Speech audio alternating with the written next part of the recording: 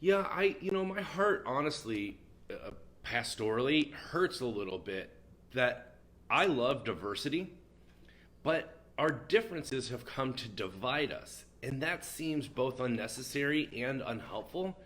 And this is why we've spent this entire year so far talking about us and them, is we're really plagued by this divisive, and our second vocabulary word is dysfunctional environment that we live in.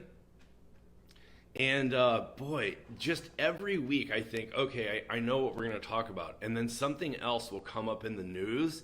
And then I'll think, well, should we address that this weekend? you know? And so this week, obviously, the Supreme Court was handing down decisions, and people were resigning, and books were coming out that said some just nearly unbelievable things about what's happening in our government.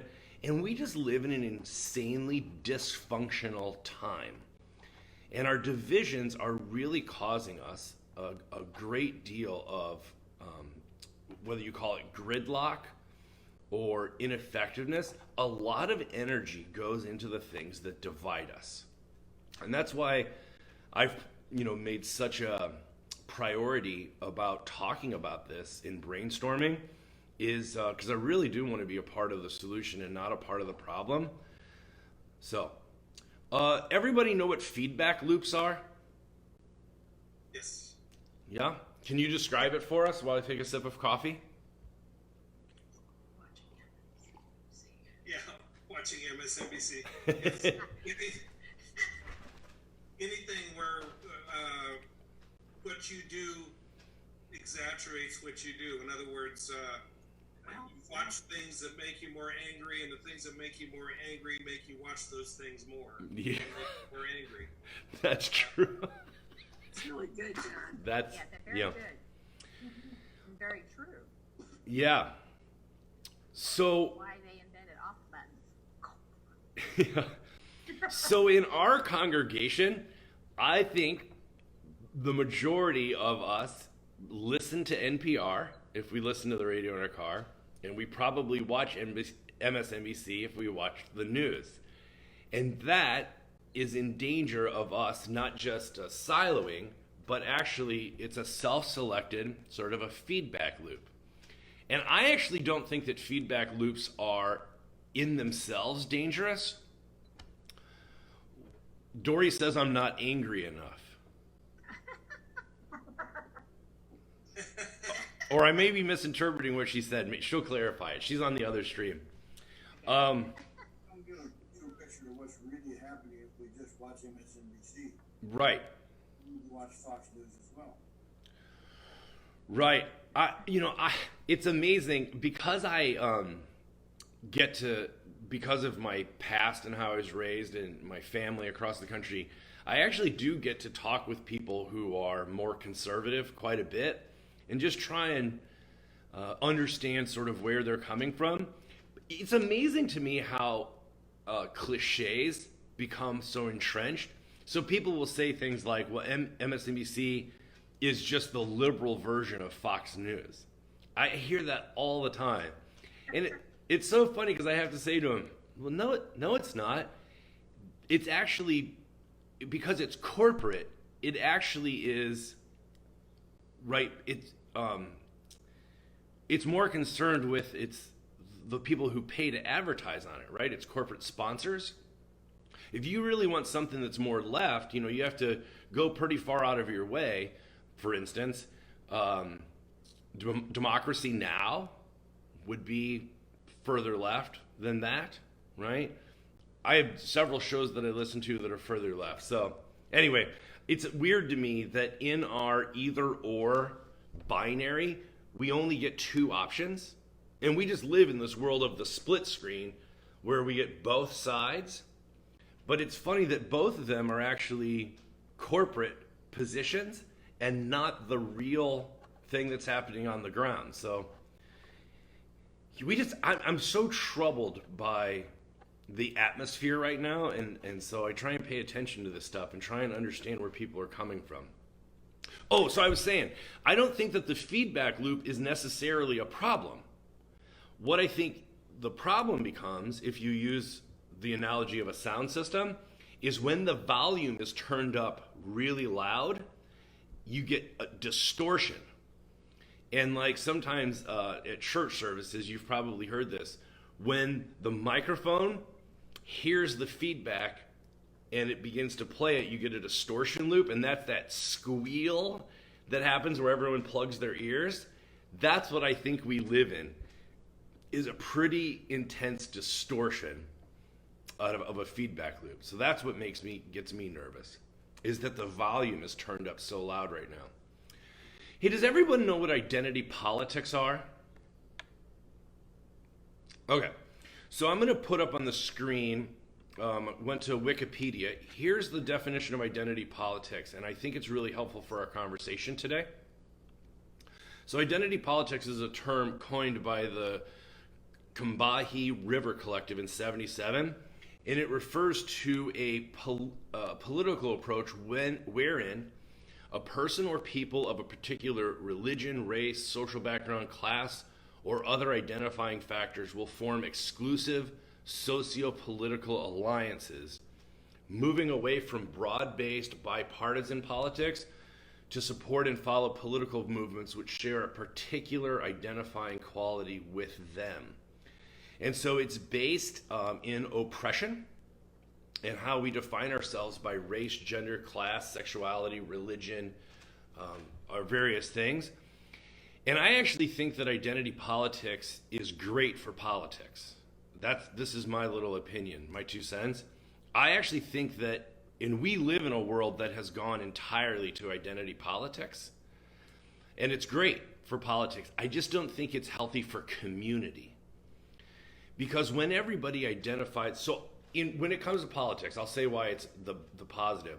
I think that people should bring their whole selves to their politics.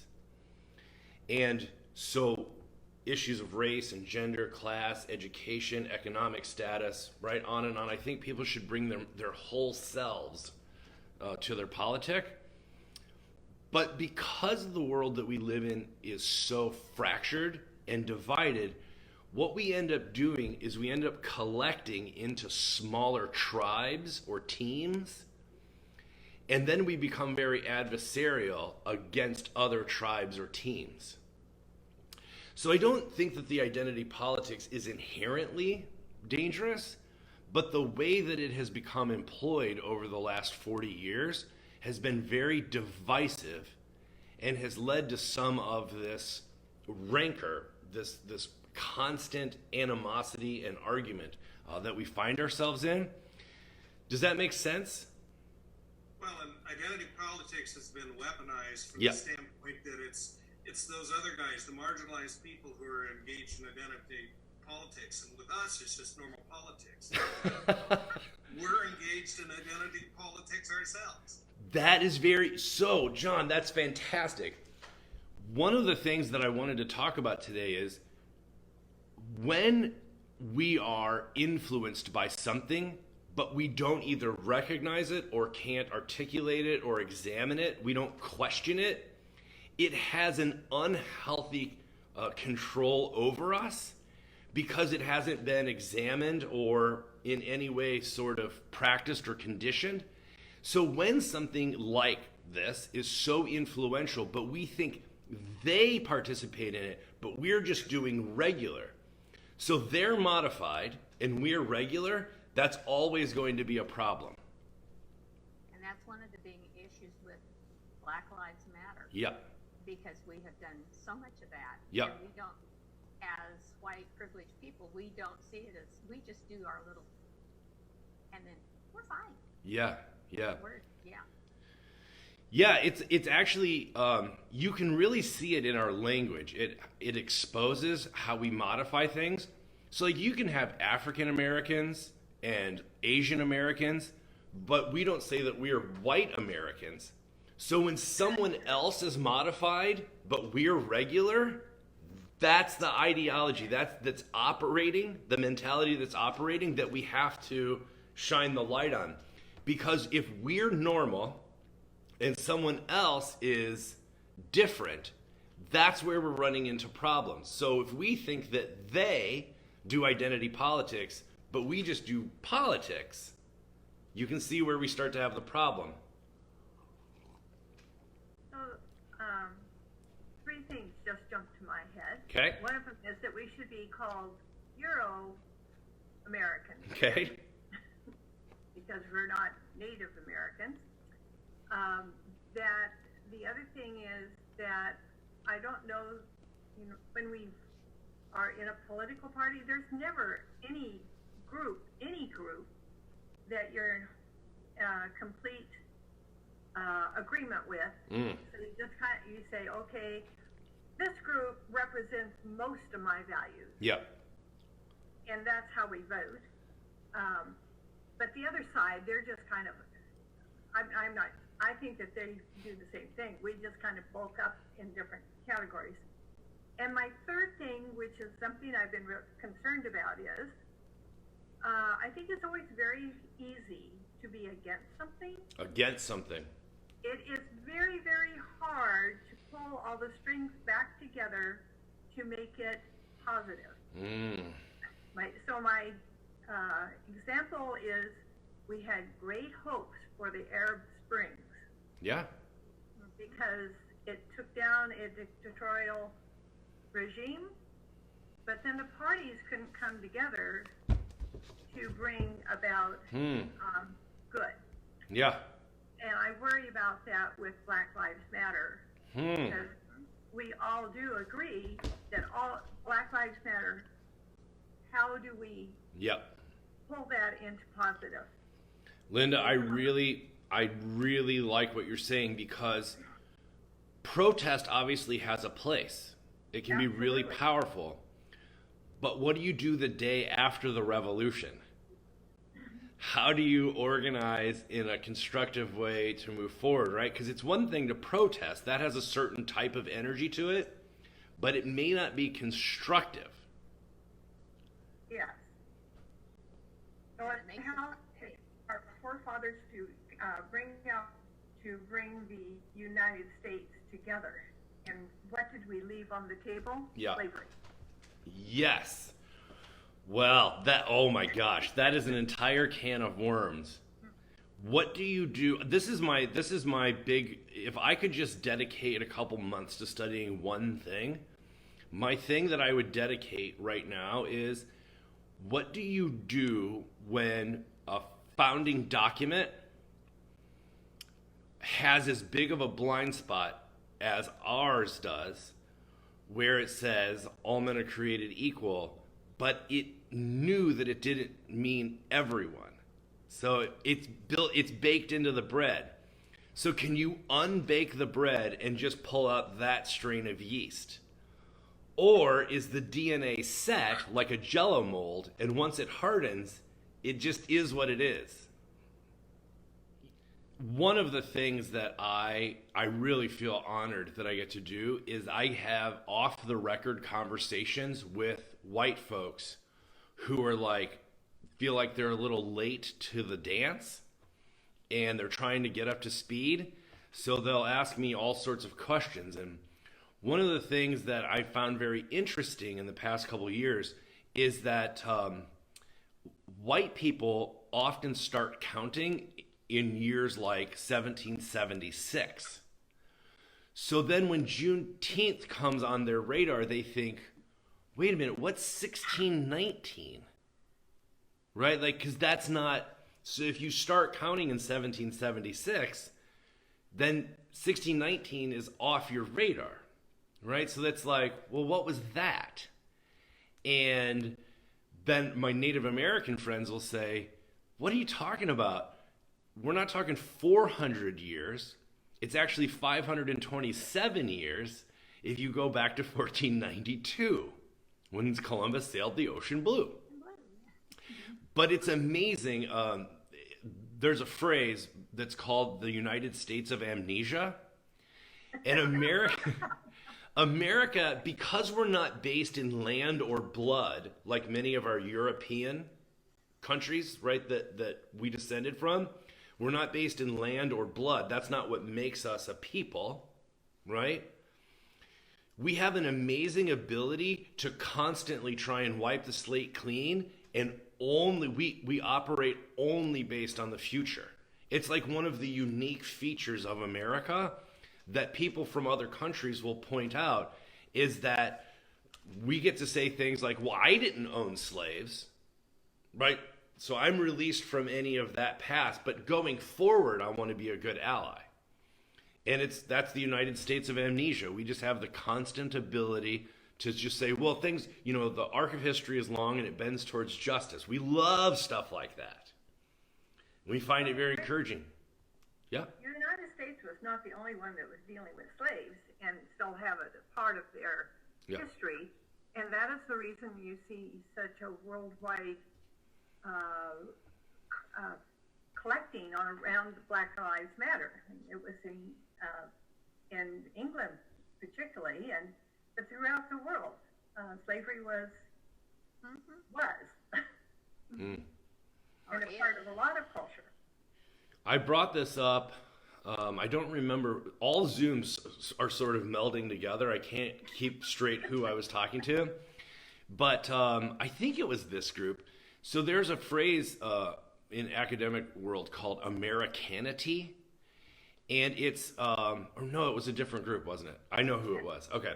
So Americanity is a concept that I talk a little bit about in that book that I wrote with Randy, that America has a couple unique things. One is we were the originators of putting the indigenous population on reservations. So not integrating with them, but putting them on reservations. That was a unique feature of the American experiment. After we killed most of them. Yes. Yeah. But there definitely is, even in colonial history, America is a little different than its other colonial powers. And part of it is, if you think about this, so Spain, right? Columbus sailed 1492.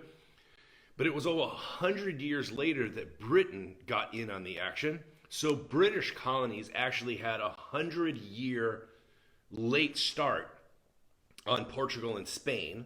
So those get called the Iberian, right, for the peninsula that they're on. But so British colonies had a different relationship, both with the motherland and with their indigenous population, than Spanish and Portuguese did. And then 100 years later, America had some sort of unique innovations in its relationship as a colonial power. So even when you talk about colonialism, you're really talking about 3 centuries. And depending on when a nation started inside those 3 centuries, you get very different approaches to the relationship that they have with the indigenous populations. It's sort of a weird feature of America, but because we don't like to talk about that, it's like we've never really thought about it before because it's uncomfortable. So you may not remember this, but this is what we were going to talk about today. Why we're so polarized and why I thought we may have to come back to it next week. But I want to read for you a paragraph out of this book that I think helps us to round the corner a little bit. So he's talking about our era, and he says, all this is happening in an era of profound, powerful social change. A majority of infants born today are non-white. The fastest growing religious identity is no religious identity at all. Women make up majorities on college campuses. Soon, a record proportion of America's population will be foreign born. Groups that are rising in power want their needs reflected in politics and culture. Groups that feel themselves losing power want to protect the status and privileges they've had. And this conflict is sorting itself neatly into 2 parties. Obama's presidency was an example of the younger, more diverse coalition taking power. Trump's presidency represents the older, whiter coalition taking it back. So one of the things I said we wanted to talk about today is the division that we see a glitch in our system or a feature in our system? That's sort of our big conversation that we want to have. So I want to ask John Espy is the one who recommended this book as a brainstorm session. So John, what do you have to say about I think it's absolutely a feature. a feature? Yeah, because white males dominated politics in this country since its founding until really the 60s.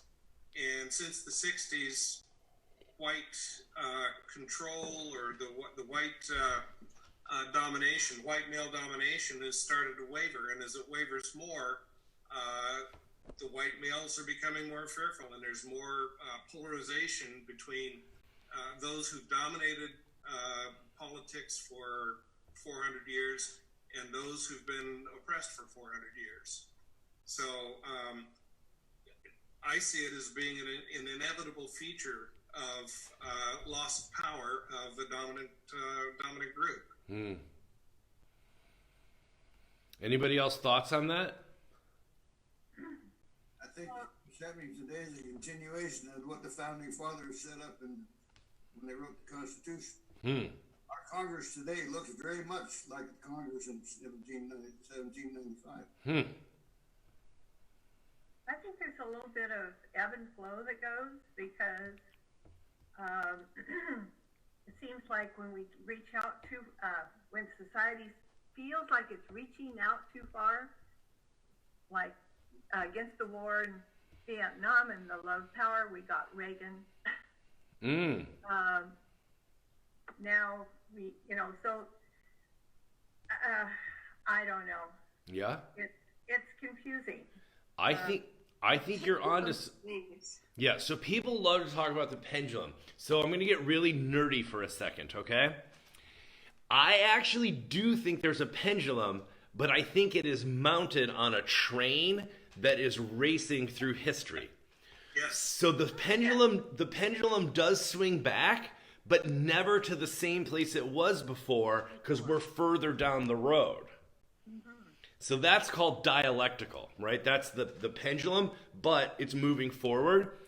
And so one of the reasons I wanted to talk about this topic today, why we're polarized, is because in the book he puts forward that what we see today is a result of what he calls a great sorting that happened as a backlash to the 60s. And specifically in 68 and all the cultural upheaval that we had, in the 70s and 80s, we had a sorting. And as I was reading this and thinking about it, I actually think that 2020, this is the beginning of a second sorting. So some people try and tie it back and say that this is the consequence or the continuation of what we saw then. And that might be true. But I also am nervous that this is actually a second distinct sorting, and that in our politics and in where so people are going to relocate. Because we figured out that you don't have to actually go into the office, right, to be productive, people can sort of live anywhere. And in a global pandemic, you don't need to live in cities, which become hotspots for COVID, right? So you can move out. And so they're saying that our political map is going to, because of COVID, is about to become resorted as people relocate. But now we have the added element of racial protests. And so if you combine geographic relocation and racial differences in our politics, I think that we're on the cusp of something we haven't, unprecedented. I would feel comfortable saying unprecedented, what's coming in our generational splits, in our racial splits, in our political splits, and in our geographic splits. That we're about to see a great sorting or shifting in our country. And these are just the early days. I think you're right, and I hope that we can pull it together in a very positive way. Your voting in the state of Texas has not been very well represented. So The first time I ever saw a voting map of how they divided up Austin, Texas, yes, was one of the crazy. I'd never seen anything like that map, and it made sense how they had sliced it up into these little thin slivers that went out so that there was no one voting block inside Austin, right. and that it was balanced out with. I just had never seen a map carved up like that before. Well, and even then, the state of Texas had been called out back in the 1800s for gerrymandering, probably in I don't know which way, but so there's a law in the books that you have to be approved, but the federal government has not done anything about this. They've allowed it go forward even when people have tried to challenge it in court. They say it's wrong, but they don't make anybody change it. I think that's one issue that the League of Women Voters has been trying hard to address is voting rights and gerrymandering. And I think that there is a proposal out to help, at least in the state of Oregon. I'm sure that it's across the country, but that's always a problem. And every state is purple. It's never all red or never all blue. It's purple. And we need to understand life is purple. Yeah, if you do county by county, it gets way more interesting. Well, Let me just put in a little plug. Yeah. There's they're collecting signatures for a redistricting committee that's nonpartisan, and it's really tough to do it with COVID. But I'm going to try to find out how to sign the thing, and if you'd like me to share it, I will. I think that'd be fun. Okay. Well, go ahead. I was going to say she could give the information on staying connected. Okay, that sounds good. Yeah. I didn't know how far we would get today, and it turns out we didn't get very far at all. And I apologize. It's fine. The entire point of brainstorming, and especially because we've invested all of 2020 so far in talking about us versus them, so we'll pick up here next week. Let me just show you the slide that we're going to start with next week, okay? So I want to talk about the differences that we need to pay attention to. Regional, religious, ideological, cultural, and political. Those are some of the things I'm going to talk about. And then I want to tell you about this book that I read a number of years ago. I bought it actually when we lived in upstate New York at a Vermont independent bookstore. And it's called Crunchy Cons. And I want to talk about understanding people who are different from us. And yeah, it's going to be a really good place to start. We actually have a number of slides we didn't even get to this week about moving beyond the enemy-making machine, tribal mentalities, the psychology of belonging. We have so much to talk about that we could actually spend the rest of the day talking about it. But I hope that you will meet me here next week. I really appreciate you all as conversation partners, and I look forward to it. And it always makes me really happy when we get through less than half of my PowerPoint slides.